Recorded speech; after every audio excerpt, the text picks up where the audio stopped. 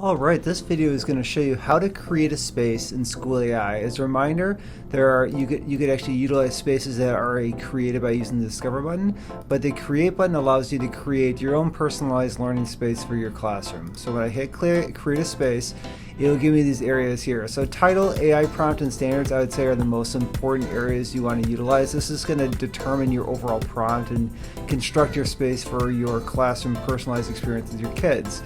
So here is most important. So to title is whatever you want it to be. Really, it's going to let you know what that is, but essentially the prompt is most important. So I'm going to fill in this information based off of a 4th grade standard that students are doing. And then I am going to add a standard, and then I'm going to show you a few other things. Alright, so I just added the standard as my title. I could probably make it a little more fun, but I just went with that. And then here in the prompt, I pretty much said I want this for 4th grade, so I'm very targeted based off of a grade and ability level. I used the objectives that we had from this standard that it's on our school district for this grade level, so I threw in some objectives of what would be a desired outcome, as well as I looked for the standard that matched this, and that would help kind of construct this space for me. Now here I could add more information, but that's, you gotta get the understanding here. And then here it says optional details. This is kind of nice. Hit generate all fields. It's going to make your cover image for you. It's going to look very AI-ish, but it's a little bit more interesting to look at. It's going to give you a subtitle, a teacher description. Let me generate it with AI. Maybe I didn't do it this time. And then teacher description as well as student description. You could change however you want. Essentially what this is just giving you a teacher understanding of what this looks like in your spaces, but also this is what your students will see as kind of directions. So this is also helpful for you to be able to personalize this yourself instead of AI generating it for you, but it's to your benefit here.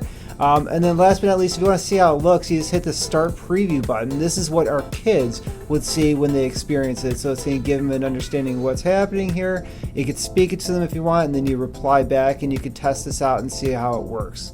So I'm going to hit save for right now. It's going to save that space, and this is what that space looks like, which is all great. It's going to go into a reviewing phase because School AI is not going to accept everything that is automatically just created, which is good for you and your students.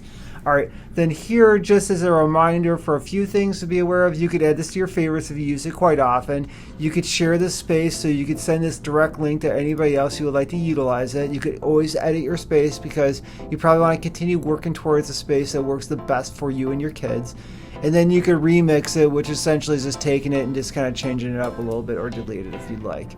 Now, where are those spaces? You could create all this stuff and you want to go back to it and you're like, where to go? They're on your launchpad. It'll say My Creations, and then here are all the spaces that you have created and you're ready to go utilizing School AI spaces that you have made for you and your kids.